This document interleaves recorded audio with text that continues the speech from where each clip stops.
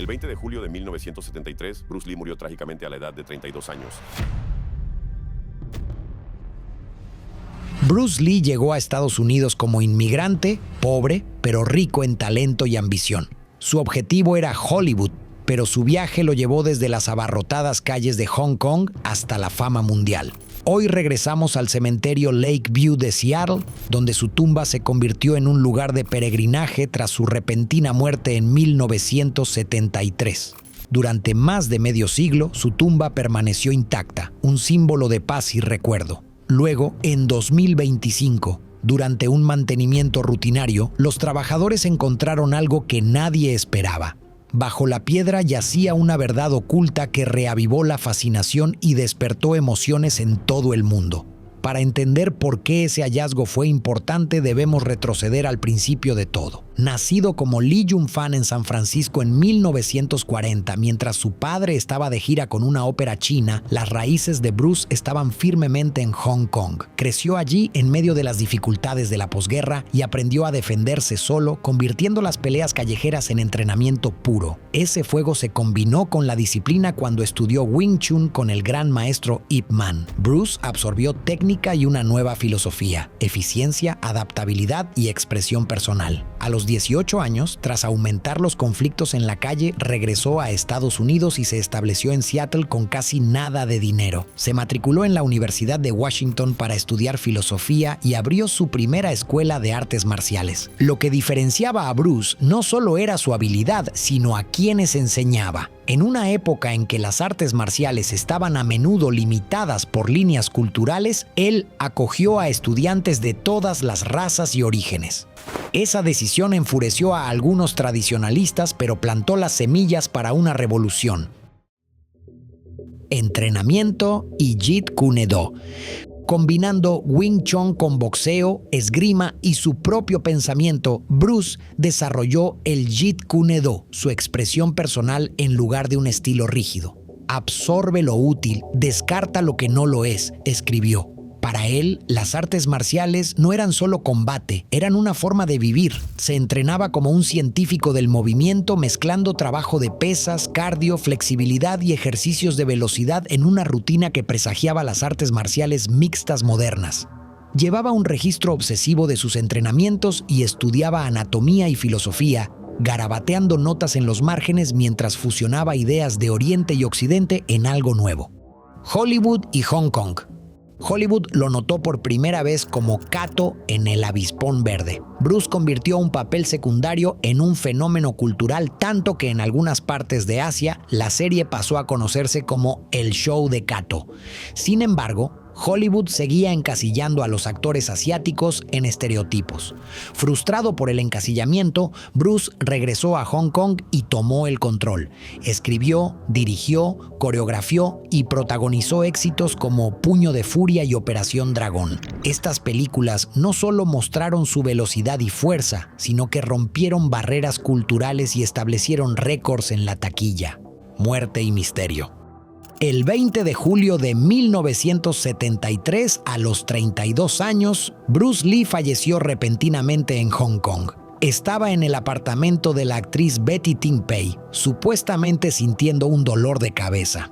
Tras tomar un analgésico y acostarse, nunca despertó. Los paramédicos lo trasladaron al hospital Queen Elizabeth, donde fue declarado muerto esa misma tarde. Un informe forense más tarde citó un edema cerebral, hinchazón del cerebro, probablemente debido a una reacción adversa al analgésico. No se realizó autopsia, lo cual era lo habitual en esos casos sin signos evidentes de juego sucio, pero esa ausencia solo profundizó la sospecha. Los rumores estallaron inmediatamente: triadas, envenenamiento o complicaciones relacionadas con el cannabis encontrado en su sistema. Una investigación más tarde apoyó el informe médico y descartó el juego sucio, pero las preguntas persisten.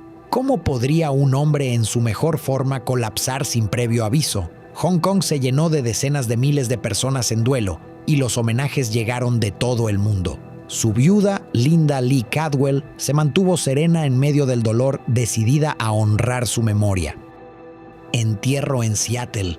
Linda eligió Seattle como el lugar de descanso final de Bruce porque fue allí donde comenzó su vida juntos. donde él enseñó, conoció a Linda y sembró las ideas que luego crecerían hasta convertirse en Jeet Kune Do. El 31 de julio de 1973, una ceremonia privada en el cementerio Lakeview colocó a Bruce bajo una lápida de granito pulido que combinaba chino e inglés, incluyendo la frase: "La clave de la inmortalidad es vivir primero una vida que valga la pena recordar".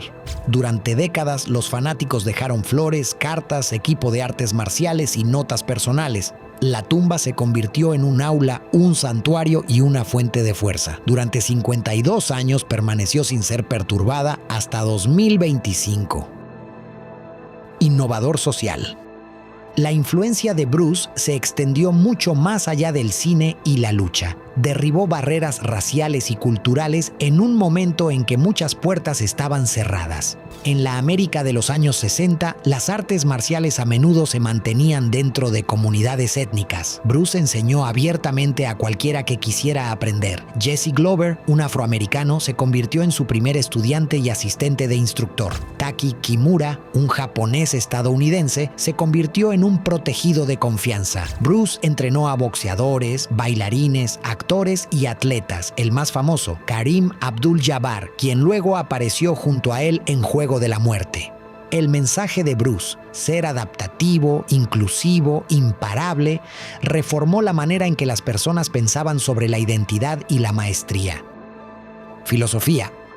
El Jeet Kune Do era más una filosofía que un sistema fijo. Eficiencia, adaptabilidad, verdad personal. Sé como el agua, enseñaba. Sin forma, receptiva, poderosa, ese principio se aplicaba tanto a la vida como al combate.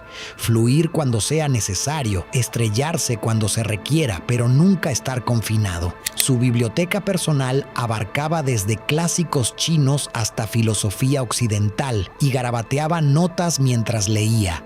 Animaba a los demás a cuestionar, refinar y evolucionar. El pensamiento de que los restos de su mente pudieran sobrevivir algún día en una tumba sellada añadió una capa de anticipación a la apertura de 2025. La tragedia de Brandon Lee. El dolor de la familia Lee se intensificó cuando el único hijo de Bruce, Brandon Lee, murió 2 décadas después en un extraño accidente en el set.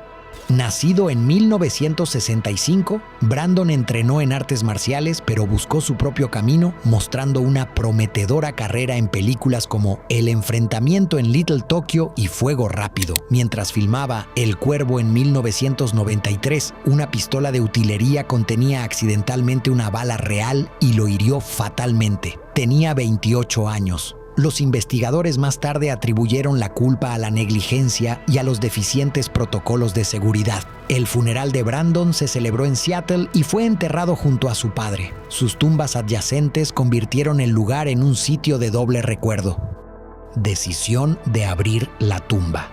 A principios de 2025, las autoridades de Seattle, citando preocupaciones por la preservación a largo plazo, planeaban desellar la tumba de Bruce Lee para su mantenimiento. El anuncio provocó una emoción global: reverencia, preocupación, curiosidad. Los conservacionistas de la ciudad consultaron a Linda Lee Cadwell. Ella dudó. Siempre había visto la tumba como algo sagrado, pero dio su bendición para preservar el sitio para las futuras generaciones. Los preparativos trataron la tarea como un proyecto arqueológico. Los ingenieros instalaron un recinto con control climático, usaron radar de penetración terrestre y priorizaron métodos no invasivos. Se reforzó la seguridad, se invitó a monjes budistas para realizar rituales y Linda compartió notas manuscritas del entierro y documentos de construcción de 1973 para guiar al equipo. El mundo observaba. La apertura.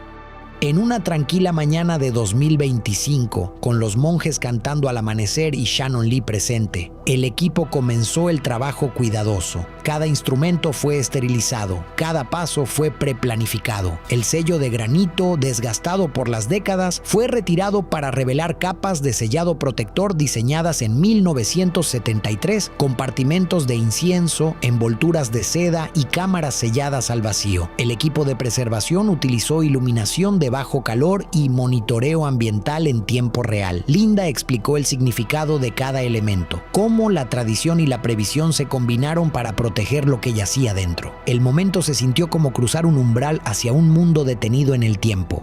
Los descubrimientos. Cuando se levantó el último sello, el equipo sintió el peso del tiempo. La cámara olía débilmente a sándalo y se sentía curiosamente intacta, como si se hubiera ingresado a 1973. Las cortinas de seda seguían brillando. Los muebles de madera mostraban una decadencia mínima gracias tanto a los métodos de preservación antiguos como al sellado al vacío original que Linda había documentado. Los expertos quedaron asombrados por el estado de conservación, sin daños por humedad, sin estragos de plagas. Encontraron un par de nunchakus lacados, sellados en una funda protectora, relacionados con Operación Dragón. Un manual de Wing Chun con las esquinas dobladas, envuelto en seda, con márgenes llenos de notas de Bruce en chino e inglés, comentarios técnicos y breves reflexiones filosóficas sobre el movimiento y la identidad, fotografías familiares dobladas, un amuleto de jade que se cree protege el alma y un sobre marcado simplemente para Shannon. Los registros del entierro que Linda mantuvo en 1973 verificaron la autenticidad y la ubicación de cada objeto. El sitio se convirtió tanto en un tesoro histórico como en un retrato íntimo. La carta. El descubrimiento más sorprendente llegó a continuación. Una carta manuscrita sellada dentro de una caja laca estampada con un emblema de dragón. El sello de cera roja grabado con dragones entrelazados permaneció intacto después de más de 50 años. Tras una cuidadosa documentación, el sello se rompió suavemente. Dentro había una hoja de pergamino grueso con la caligrafía fluida de Bruce, fechada unos días antes de su muerte en julio de 1973. Comenzaba no con el nombre de una persona, sino con aquellos que llevan mi visión. No era una despedida, sino un desafío. Bruce instaba a los lectores a rechazar la imitación y abrazar la verdad personal. Los obstáculos que enfrentas no son sólidos. Son ilusiones formadas por el miedo, escribió. Reiteró su mantra de sé como el agua, instando a la resistencia, adaptabilidad e invención personal. No me sigas, encuentra tu propio camino y recórrelo sin disculpas, escribió. Linda confirmó que el tono coincidía con notas que él le había escrito anteriormente. Shannon lo consideró un último regalo, una llamada a la acción viviente. La carta rápidamente se propagó por todo el mundo. Las salas de artes marciales la citaron. Los filósofos la debatieron. Los fanáticos la compartieron como un mantra. Más de 50 años después de su muerte, la voz de Bruce Lee había hablado a través del tiempo. Las secuelas. Mientras el equipo de preservación volvía a sellar la tumba, dejaron atrás más que una tumba protegida. Dejaron un renovado sentido de propósito, objetos que humanizaron a un ícono global y un mensaje final que reformuló su legado como una invitación activa. La apertura de la tumba no fue un final, fue un recordatorio de que el legado se lleva adelante por cómo otros viven la chispa que alguien encendió. Para aquellos que estudian a Bruce, estudiantes de artes marciales, cine o la vida, la carta sellada y los artefactos preservados ofrecieron validación y nuevo combustible. Si esta historia te conmovió, considera compartirla. Bruce Lee no dejó un monumento estático, sino un conjunto de preguntas. ¿Cómo absorberemos lo útil, descartaremos lo que no lo es y añadiremos lo que es nuestro? La tumba había sido abierta y con ella una voz privada ahora entra en el registro público, instándonos a cada uno de nosotros a convertirnos en nuestra propia forma de agua. Gracias por seguir este capítulo de la historia de Bruce Lee. Su vida, enseñanzas y los descubrimientos en Seattle nos recuerdan que algunos legados siguen hablando mucho después de que la piedra ha sido colocada. Nos vemos en la próxima historia.